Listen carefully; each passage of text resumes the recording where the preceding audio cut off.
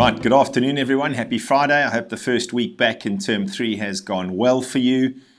Here's my principal's pitch and a fair amount to share with you this Friday. The first thing is that raffle tickets, WAPTA raffle tickets were due in today. Today is the deadline for the return of those 10 tickets. If you weren't able to get them in today, please, can we get them in on Monday? We would like a really rapid turnaround to count, verify. We have to check that all the tickets have been returned accurately. That's part of the Gaming Commission rules. And then we want to be able to get on with the draw and get those prizes out. So please, if you were not able to get your raffle tickets in today, Monday is the deadline. Right, well, the big news this week, and I shared it over an email and a letter, was our reaccreditation with CIS. Here's the certificate we received last week. We're hugely pleased with that endeavor. And you would have read in my letter, there were a range of wonderful comments. I'm just going to pick up on a few things which were said in that report. I think importantly, just to go back a step, March 2020, we achieved our first full accreditation. And every 5 years, we have to go through the cycle. It doesn't just happen after 5 years. It's a 2-year build-up. We've been in that process. You would have heard me talk about the deep dive we've done, this pathway to the option they gave us to do this, and it focused on well-being. And CIS as a mark of approval really is all about benchmarking a standard internationally. CIS accredited schools have been verified as delivering high quality learning and education focused on the development of knowledge, skills, and the attributes necessary to prepare students to be global citizens. So we think this is the gold standard internationally. We see that in the other schools around the world that carry the same designation. And in particular, picking up just on a few comments that were made in the report, which really resonate with us as a school. They talk about the link between well-being and high-quality learning, which is a cornerstone at Warwick Academy for professional development opportunities for staff.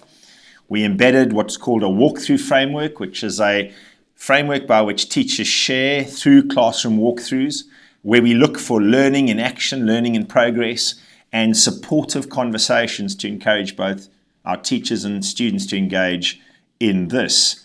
It essentially has led to a feature of high quality learning that they observed in the classroom, where we incorporate student voice. Students very much part of the learning process, learning skills, circle time dispositions, and connections between both well-being and high quality learning. Those were observed by those 4 evaluators during their visit in March, and I think are very powerful. What this leads to, you would have seen in the letter, a number of strategic recommendations, and that would be plans that we're now going to implement over the next few years. And there'll be more information on those as we do them. But at the end, it was a comment about our students that really resonated with me personally, made me incredibly proud of what we've been able to do at Warwick. You know, no school is perfect, but we're on an improvement path and a path of progress that I think is the right one. And they said, most importantly, we thank the young learners who shared their inspirational stories with us about what this school truly means to them. They are the result of the hard work of everyone at Warwick Academy, and wish them and the whole community the very best as they continue to inspire future generations of excellence in the years to come. And I think really powerful there. And just my thank you. This is a shared accolade. My thanks go to the entire school community. I know we had parents, we had governors, we had alumni, students, staff heavily involved in this process, and it's great to read what they have said. So thank you. However, on the back of that wonderful news this week, we've been inundated with boarding school advertising and marketing, and it just seems to be getting heavier and more aggressive. And some of the things they are saying definitely aren't necessarily reflective of the Bermuda school environment, in particular, personally, from what we offer at Warwick Academy. I think we match ourselves tremendously well. We measure up tremendously well against all boarding schools. And in particular, when you look at the measurables and you actually dig into things like exam results and where we sit, our pastoral care and the individualized approach and what we do with well-being, again, and how we measure up on that. And then all the other opportunities we have outside of the classroom, which are broad and unique.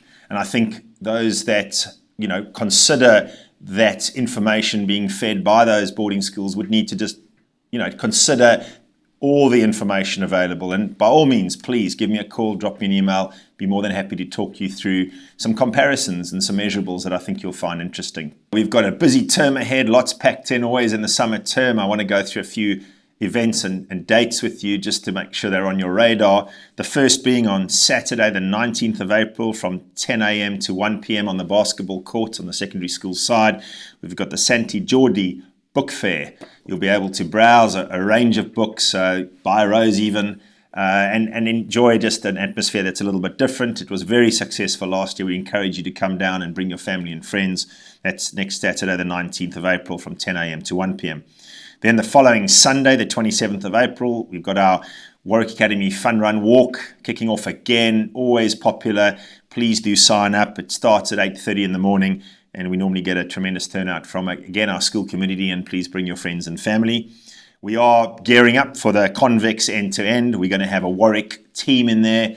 We're going to be obviously encouraging people to opt for either the end-to-end, the middle-to-end, and we're going to be doing a Warwick-to-end as well, as we've done in the past before. And that's Saturday, the 3rd of May. There'll be more information about that.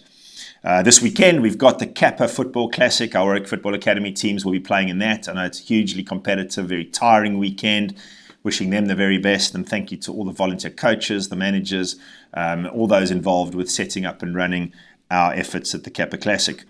And then next week, on Thursday, the 17th of April, we've got the Secondary International Day, and the following week, on Thursday, the 24th of April, is the Primary International Day. Great days, always lots of fun, lots of interesting assembly content, foods available, sessions and learning that goes on in and outside of the classroom. A real celebration of our diversity at Warwick Academy, and really a great day and a great celebration. Lots to look forward to.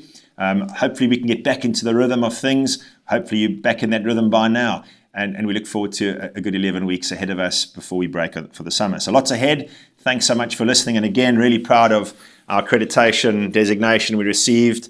Thank you so much once again for all your support.